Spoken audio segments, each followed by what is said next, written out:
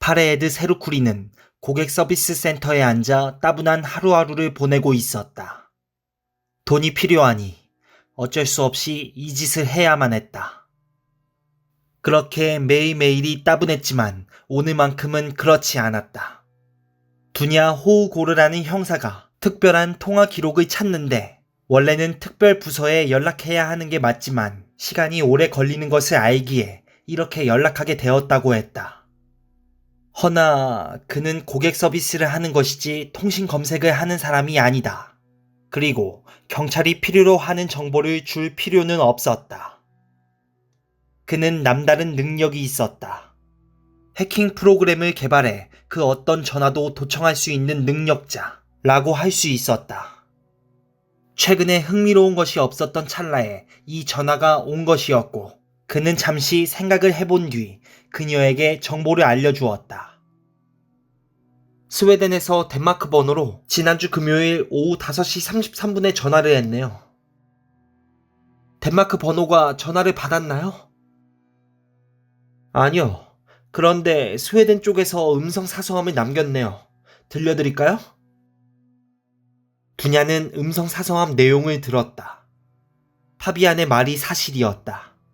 그리고서 덴마크 쪽에서 스웨덴 쪽으로 다시 연락을 했는지 물었으나 전화는커녕 오히려 음성 사서함을 삭제해버렸다고 했다.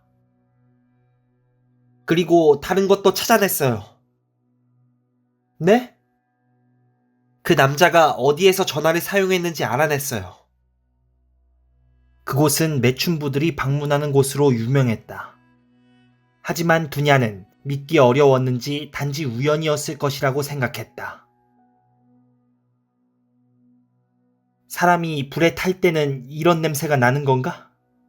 머리카락이 타는 냄새보다는 돼지고기 타는 냄새 같았다. 땅을 뒹굴면서 애를 쓴 끝에 간신히 불을 끌 수 있었다. 하지만 그 뒤에 밀려오는 아픔과 냄새를 견디기 힘들었다.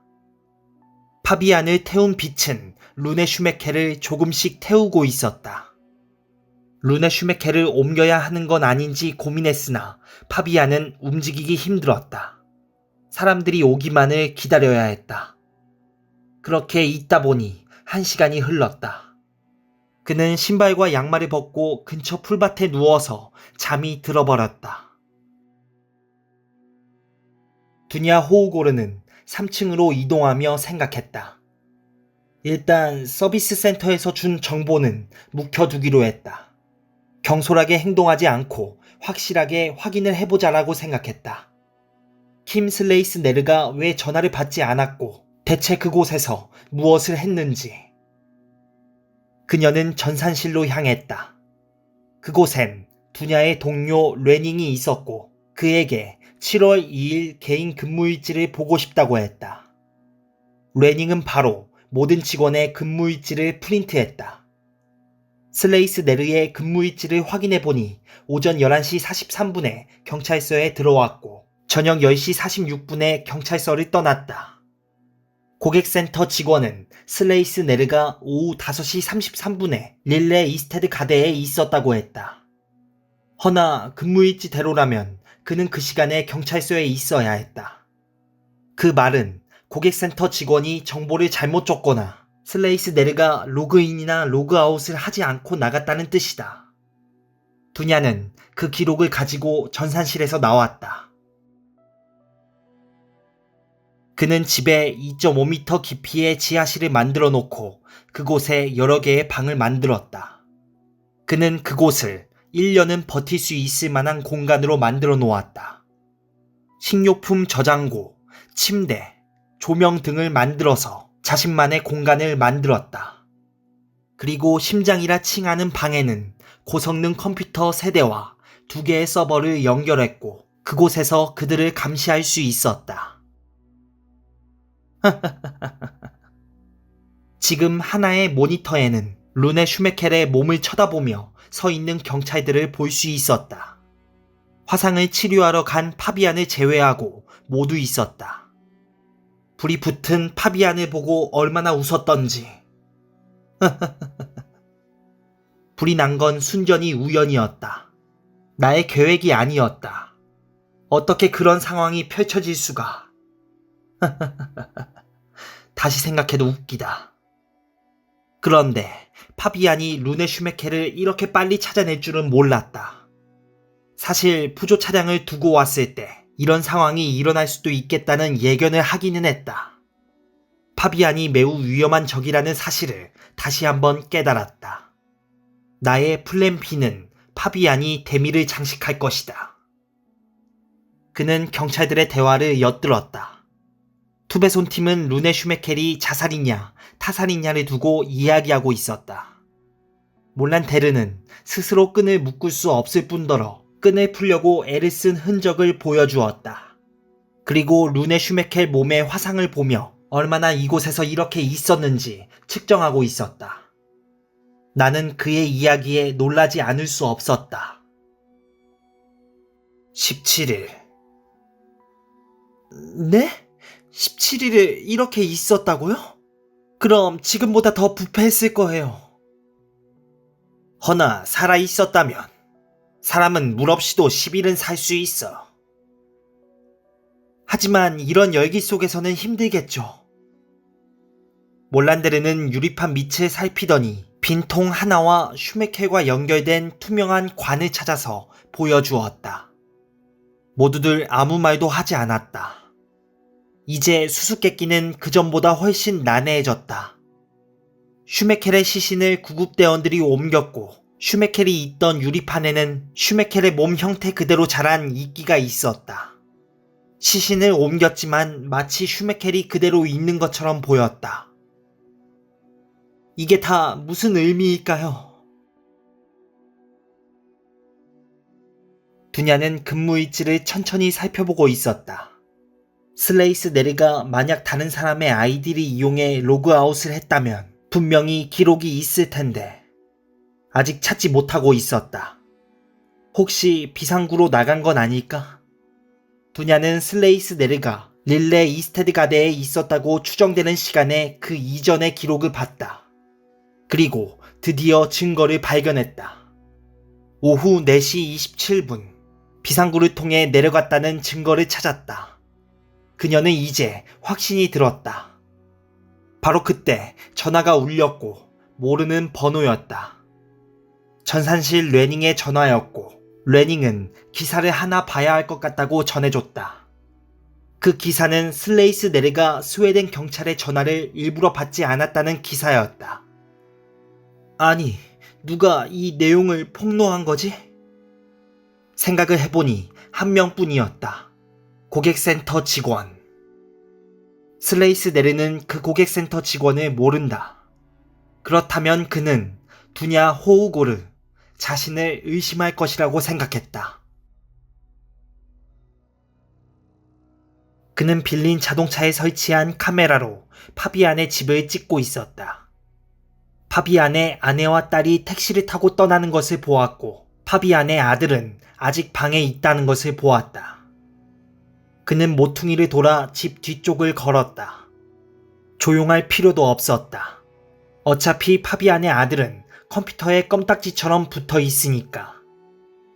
그는 집으로 들어갔고 카메라를 켜서 촬영을 하기 시작했다. 집 구석구석을 둘러보다가 파비안의 아들 방으로 들어갔다. 책상에 몸을 숙이고 있는 파비안의 아들. 엄청나게 큰 스피커에서 흘러나오는 귀를 찢을 듯한 노랫소리. 이 아이의 방은 엄청 더러웠다. 한동안 어른들의 관심을 받지 못한 것이 분명했다. 그가 가까이 다가가자 그제서야 파비안의 아들은 뒤에 그림자를 발견했다. 파비안은 초조하고 따분했다. 휴식을 취해야 한다는 건 알았다. 허나 잠이 오지를 않았다. 몰란데르가 그곳에서 어떤 것을 확인했는지 알아야만 했다. 답답했던 파비안은 몰란데르에게 전화를 걸었으나 그는 전화를 받지 않았다. 늦은 시간이었으나 분명히 그는 자지 않고 사건 현장에서 밤을 새우고 있을 것이라 생각했다. 그렇게 파비안은 잠이 들었고 다음날 눈을 떠보니 투베손이 와 있었다. 어제 몰란데르는 결혼 기념일이었다는 얘기를 투베손이 얘기해 주었다. 투배손이 분명히 수사에서 손을 떼라고 이야기했는데 왜 개인 행동을 한 것인지 파비안에게 물었다. 그 질문에 파비안은 내 휴가는 내가 어떻게 쓰든지 그건 내 자유이지 않느냐며 대답했다. 투배손은 깊은 한숨을 내쉬었다. 사실 지금 너무 복잡해요. 루네 슈메켈이 범인이 아니라는 것에 혼란스럽기만 해요. 아니, 아직 어떤 설정도 하지 않았다는 겁니까? 정확하게 방향을 잡지 못했어요. 그 누구든 범인이 될 수 있는 거니까요. 파비안은 아무런 추론도 못하고 있는 동료들이 이해가 안 되었다. 분명 사건 현장에 새로운 단서들이 있었을 겁니다. 당연히 뭐든 알아냈어야죠.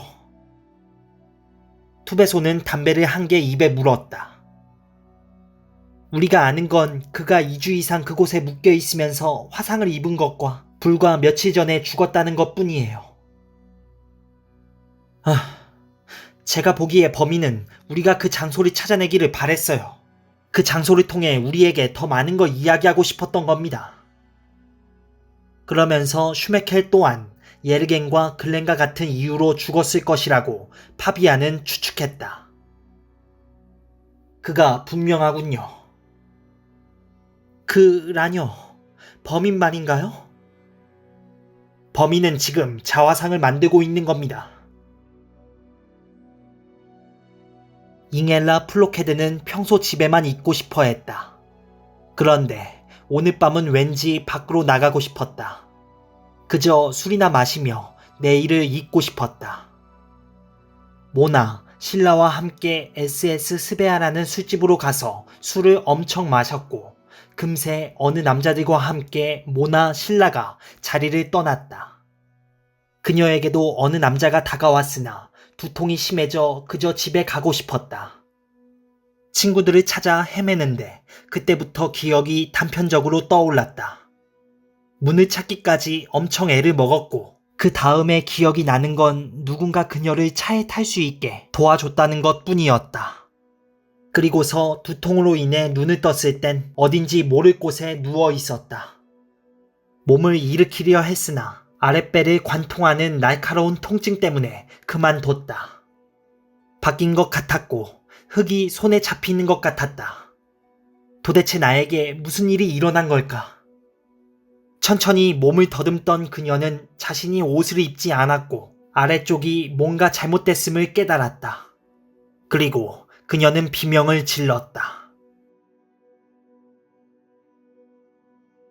알다시피 피해자가 또 나왔어요. 투배손이 말했다. 그녀의 이름은 잉엘라 플로케드. 그녀는 살아있긴 했으나 위중한 상태였고 외상은 없었지만 생식기에서 심한 피를 흘렸다고 했다. 가장 중요한 점은 피해자들과 같은 반이었다는 것이다. 지금 상태에서 회복만 된다면 처음으로 증인이 되는 것이다. 그리고 아침에 파비안을 만나고 왔어요. 그 사설 탐정은 상태가 어때요? 한동안은 누워 있어야 할 것 같아요. 그리고 파비안이 했던 말을 전달했다. 그 얘기에 모두 범인이 그저 몇 발짝 앞선 것이 아닌 훨씬 멀리 가고 있음을 깨달았다. 투배손은 자신이 패배감을 느끼고 있다는 것을 팀원들에게 들켜서는 안 되었다. 그녀는 팀원들을 믿었으나 지금은 자신의 능력도 팀원들의 능력도 믿기 힘들었다. 다른 관점으로도 생각해보는 게 어떨까? 프레드 리크스탈 학교 벽에 있는 낙서들을 조사해보는 거지. 좋아요. 그러면 그건 클리판이 살펴봐요. 손해볼 건 없으니까. 그런데 한 가지 생각해볼 것이 사람을 폭행한 예르겐, 글렌이 첫 번째 피해자였어요. 그런데 이번에 일어난 사건은... 한반 전체가 표적인 건 아닐까요? 투배손도 그 말에 조금은 인정했다. 허나 지금은 그 모두를 보호할 여건이 못 되었다. 그들을 보호할 방법은 하나밖에 없었다. 이 살인마를 잡는 것뿐. 파비안은 응급실로 걸어가고 있었다. 등에 1000개 정도 되는 바늘이 꽂히는 것만 같았다. 40분 전 파비아는 악의 교실에서 또 다른 희생자가 나왔다는 기사를 읽었다. 처음으로 범인이 피해자를 죽이지 못했다. 아니, 어쩌면 일부러 살려둔 것인지도. 더구나 잉엘라는 반에서 친절한 축에 속하는 학생이었다. 오히려 멜비크 편에 선 유일한 학생이었다. 벌써 괜찮아진 거예요? 응급실로 들어오는 파비안을 보며 릴리아가 물었다. 거기엔 투베손도 있었는데 의사와 얘기를 나누고 있었다. 잉엘라의 상태를 묻는 것 같았다. 일단 출혈을 잡았습니다. 정확한 상황을 알아내는데 조금 시간이 걸리겠지만 일단 아셔야 할 점이 의학 훈련을 받지 않은 자가 자궁 적출술을 행했습니다. 게다가 강간까지 당했고요. 뭐라고요? 그렇게 말하고 의사는 자리를 떴고 파비아는 곰곰이 생각해봤다. 우리가 찾는 범인이 아닙니다. 다른 사람이에요. 어째서 범인이 아니라는 거죠? 지금까지의 범죄 패턴과는 맞지 않으니까요. 허나 릴리아와 투베소는 비슷한 점이 많은 것 같다고 대답했다. 아니, 어쩌면 그렇게 믿고 싶은 것일 수도 있다. 파비아는 잉엘라가 어릴 적 굉장히 친절한 아이였다고 말해주었다. 그 말에 릴리아가 그러면 같은 반 사람들을 모두 죽이려는 게 아닐까요? 라고 대답을 했다. 그 말에 파비안이 고개를 끄덕였다. 그도 릴리아와 같은 생각을 줄곧 해왔기 때문이다. 지금 그가 아는 것은 단 한 가지. 곧 또 다른 공격이 올 것이다. 폭탄처럼 터져버린 기사를 읽고 킴은 한숨도 못 잤다. 그는 신문을 읽기 전 가족들과 휴식을 취하고 있었는데 딸이 신문을 가져오며 아빠가 거짓말쟁이래 라는 말을 했다. 도대체 무슨 소리인지. 그는 기사를 읽은 후 식은땀이 흘렀고 욕실에 가서 세수를 했다. 그리고 다시 발코니로 가서 와이프에게 다가갔다. 분위기는 심상치 않았다. 나쁜 인간, 이 집에서 나가. 짐은 내가 없을 때 가져가도록 해. 그는 일단 집을 나와 호텔로 갔다. 그에 대한 기사는 아직 한 곳을 제외하곤 퍼지지 않은 것 같았다. 허나 어차피 엄청난 속도로 퍼질 것이 분명했기에 그는 잠을 설쳤다. 결국 그는 다시 집으로 가기 위해 나왔는데 길거리 신문에 이미 자신의 이야기로 채워지는 것을 보았다. 집에 도착해 노트북을 켜서 기사를 읽는데 킴을 봤다는 목격자까지 나온 상태였다. 그는 어디론가 떠나고 싶었다. 이 상황을 피하고만 싶었다. 이 모든 게 다 두냐의 짓일 것이라 생각했다. 그는 이 전쟁을 멈추지 않고 반드시 복수를 할 것이라 마음먹었다. 바로 그때 국장 헬리크 함메르스텐에게 전화가 왔다. 그녀는 서두르며 컴퓨터를 켰다. 킴은 한동안 조용히 숨어 있다가 언젠가 모습을 드러낼 것이고 그때는 두냐 자신이 숨어야 할지도 몰랐다. 허나 그녀는 결심을 했고 절대 물러서지 않겠다고 마음먹었다. 그녀는 서둘러 범인의 부조 차량을 스웨덴 헬싱보리 경찰서로 이전하는 증거 특별 방출 신청서를 뽑았고 킴슬레이스 네르의 서명을 한두 번 연습한 뒤 직접 서명을 했다. 그녀는 모든 것을 잃을 것이다. 그러나 두려워하지 않았다. 신청서를 가지고 서둘러 엘리베이터를 타고 지하 4층으로 가는데 1층에서 잠시 멈춰섰다. 그때 눈앞에는 킴이 서 있었다. 당황했으나 최대한 침착하게 인사를 했는데 그는 대답하지 않았다. 그는 6층을 눌렀고 다시 엘리베이터는 지하로 내려갔다. 숨통이 조여오는 것 같았다. 그 짧은 시간이 왜 이리 길게만 느껴지는지. 지하 4층에 도착해서 내리려는데 킴이 나중에 봐 하며 무섭게 웃고 있었다. 온몸에 기운이 빠진 킴슬레이스 네르는 의자에 앉아 머리를 감쌌다. 그는 다행히도 두냐에게 위풍당당하게 맞섰다고 생각했다. 그리고서 킴은 바로 헬리크 국장실로 갔다. 아주 엉망이야. 슬레이스 네르를 맞으며 국장이 말했다. 앉아. 제가 뭐라고 변명하겠어요. 다들 저를 쫓아내기로 작정을 했는데요. 말을 돌리지 않고 킴은 정면 승부를 했다. 헬리크는 킴에게 술을 따라주며 말했다. 누가 제보했는지는 아나?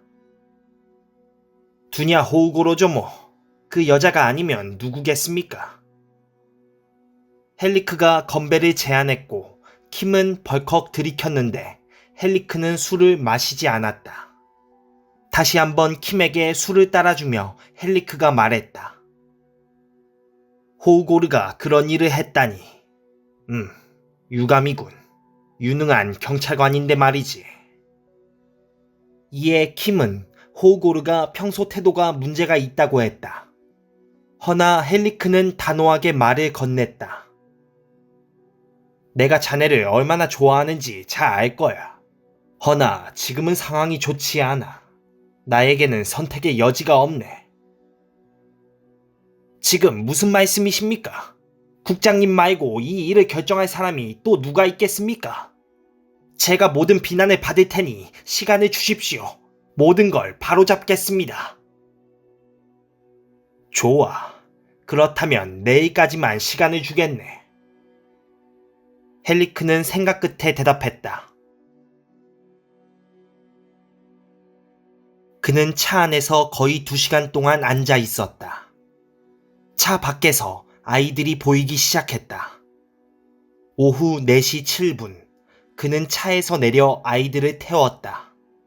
많은 부모들이 와 있었고 교사들은 정신이 없는 상태였다.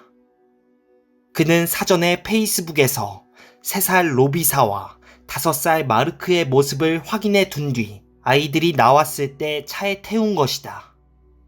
아이들에게는 엄마의 직장 동료라고 말했고 엄마가 일이 바빠 대신 왔다고 하니 거리낌 없이 차에 탄 것이다. 하지만 어느 교사는 그를 의심의 눈초리로 바라보았다. 그래서 그는 자신이 이 아이들의 아버지이며 그동안 일이 바빠 찾아오지 못했다고 했더니 그 뚱뚱한 여자는 결국 그를 보내주었다. 약에 취해 잠들어버린 아이들. 그는 아이들의 엄마가 도착할 때까지 기다렸다. 언제나처럼 늦은 카밀라 린덴이 유치원으로 뛰어 들어갔다가 3분 뒤 다시 뛰어나와 어디론가 전화를 걸었다. 그러나 그 전화는 허탕인 듯 했고 급하게 차를 몰고 어디론가 출발했다.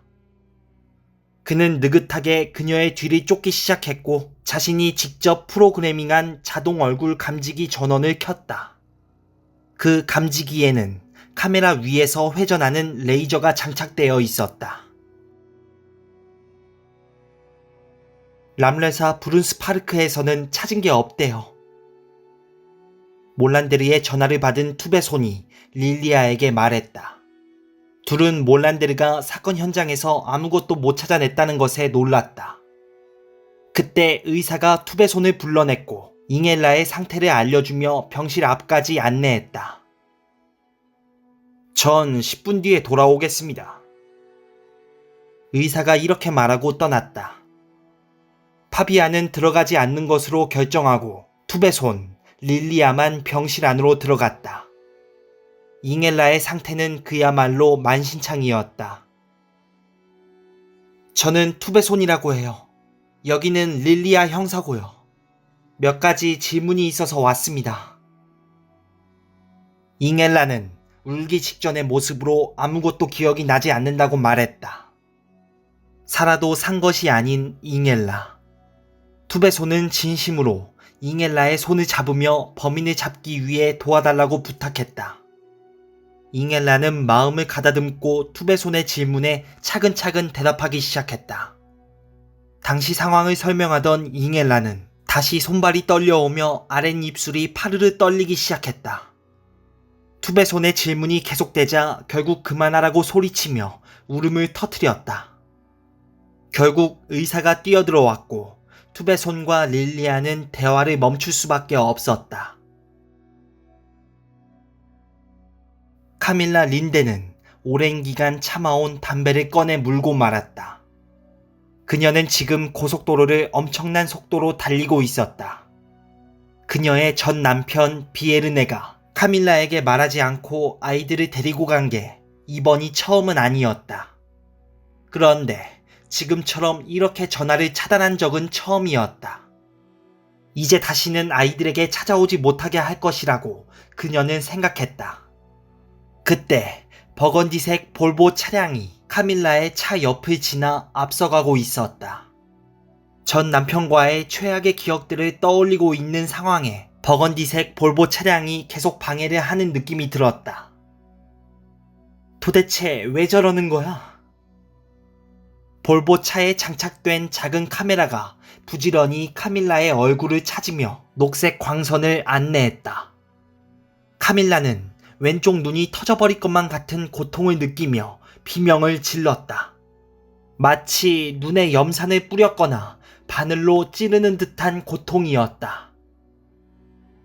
아, 도대체 무슨 일이지? 눈이 아팠으나 그 고통은 다행히도 점점 사그라지고 있었다. 왼쪽 눈이 이상해서 오른쪽 눈을 가리고 왼쪽 눈이 보이는지 확인했는데 왼쪽 눈이 보이지 않았다. 또다시 볼보 차량의 녹색빛이 움직이더니 다시 고통이 찾아왔다. 이번엔 오른쪽 눈이었다. 비명을 지르며 핸들을 제대로 잡고 운전할 수 없는 상태가 되어버렸다. 결국 그녀의 차량이 풀밭으로 튀어나가 심한 충돌 후에 간신히 멈춰섰다. 바로 그때 한 남자가 멀리서 걸어와 카밀라의 맥박이 뛰지 않는다는 사실을 확인한 후 볼보로 돌아가 떠나버렸다.